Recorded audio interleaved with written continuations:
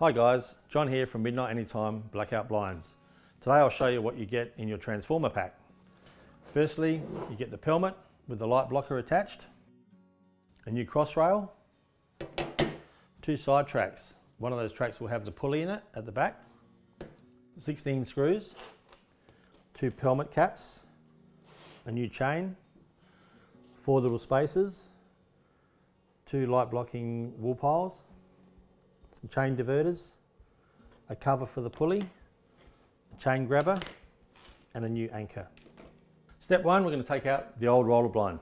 And there's lots of different kinds of roller blinds, but we've tried to make our system universal to fit everything. So that's that part. Next, we're going to take the bottom rail off. Once you've taken your bottom rail off, you'll be able to see the way your spline is on your blinds. Again, there's lots of different variations. All we're after is getting some sort of a fold on the end. You can use staples, you can use whatever you like. Fold it around a couple of times, because what you want to do is slot it into the new cross rail that we've supplied. So this one's already got our fold in it. And just slide on the new cross rail.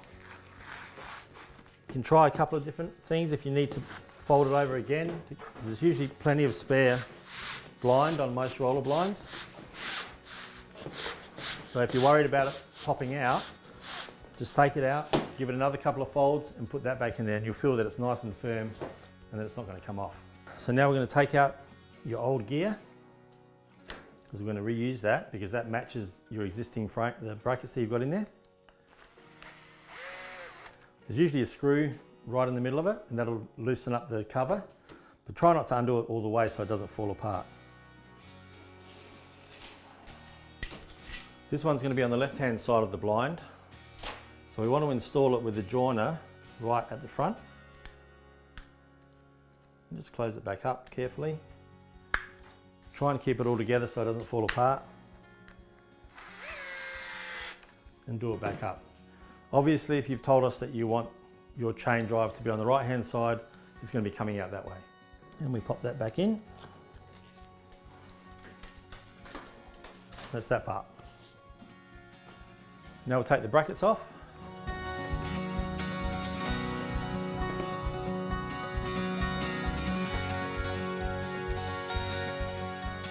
Next step is the pelmet. Side caps will go on first. So number one goes on my right hand side, which is the left hand side of the pelmet.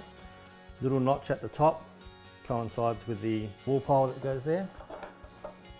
This we just click on. It's nice and firm. Make sure it's on nice. Number two goes down the other end.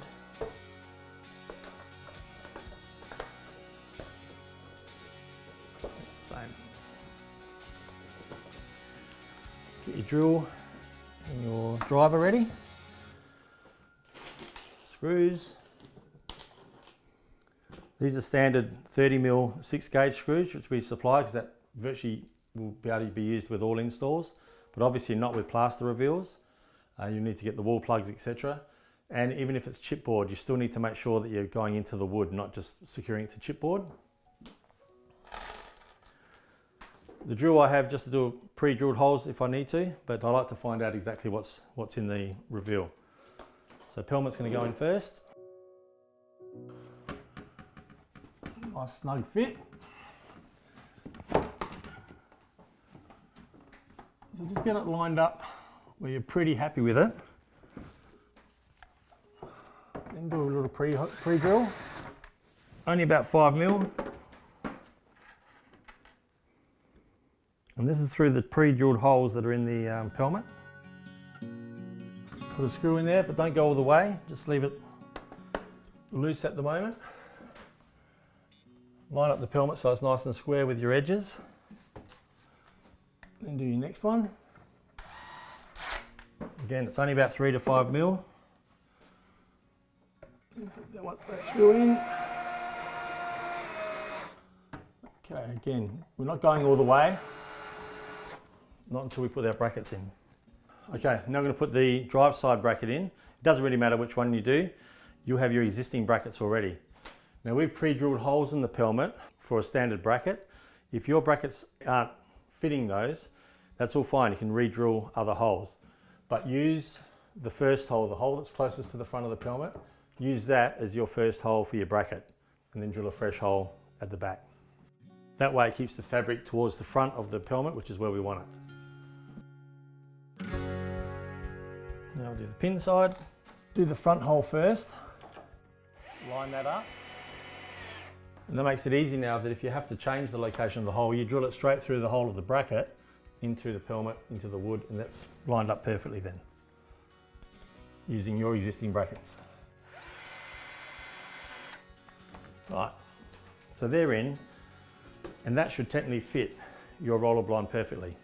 Just make sure you have enough chain just to play with, so pull it out a little bit, give yourself about 100 mil, and then put it back into the blind. Now put the blind in. The blind's in. Let's give it a bit of a check.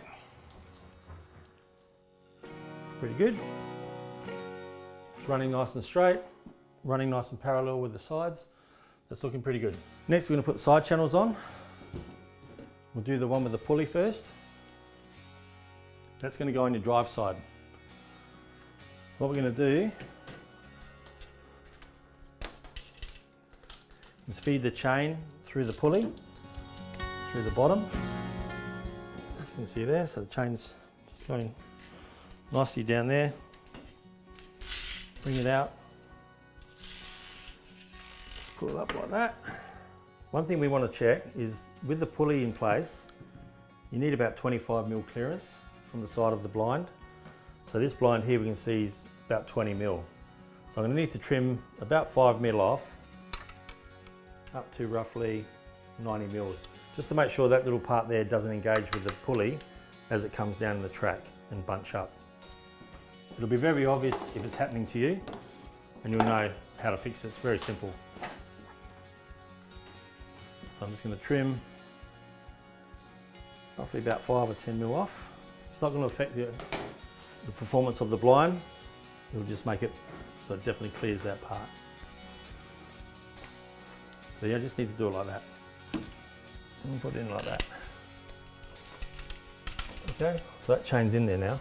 Then there's always a bit of extra, so we're going to cut that off. Doesn't have to be super tight because we can use that little anchor after, but you want it nice and firm. Right, so have the channels sitting nicely on the ground, on the bottom. Line them up so they're just firm, don't have to be super tight, and that's where I'm going to cut it right there. Don't undercut it because then you're going to have the chain too short, so it's always better cut it a little bit longer and just keep trimming it if you have to.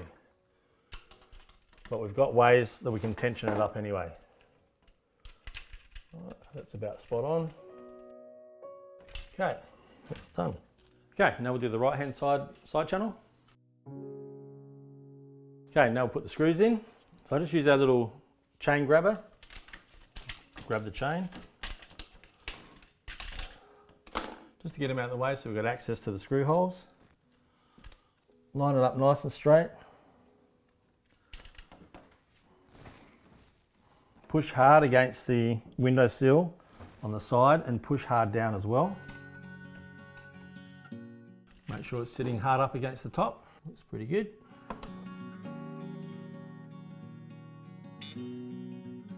That's it for that one. This one the same. Make sure it's running nice and straight.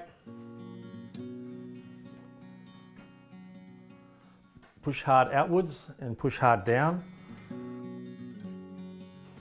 Okay, now we're going to fix the anchor, the chain anchor, but don't make it super tight. You don't want it like that. Just have it nice so it can be loose, but it's just taking a little bit of a deviation just to take up a bit of slack. Find a good spot for it, and you can always shift it. So still nice and loose. It's keeping the chain in the channel, and that's all good. Okay, we're going to put the pulley cover in now. Just helps to block out a bit of light. So that comes with double-sided tape, and just goes hard up against the windowsill on the side and the bottom, and then just fix it to the back of the side track. Okay, just makes another angle for the light to bend around. And that's it. If you prefer to have the chain out so it's easier to grab, we've also supplied the little chain clips, so you can just run them along the channel and clip them in there, and then the chain will always be easy accessible. Entirely up to you. Otherwise, leave it in there and you access it with a chain grabber. Okay, now we'll put the light blocker into its little bracket. Okay, just pops in there like that, nice and easy. And you'll see that the chain can actually engage with the light blocker. If that's bothersome to you when you're operating it, just make a little slit to allow the chain to flow freely through there.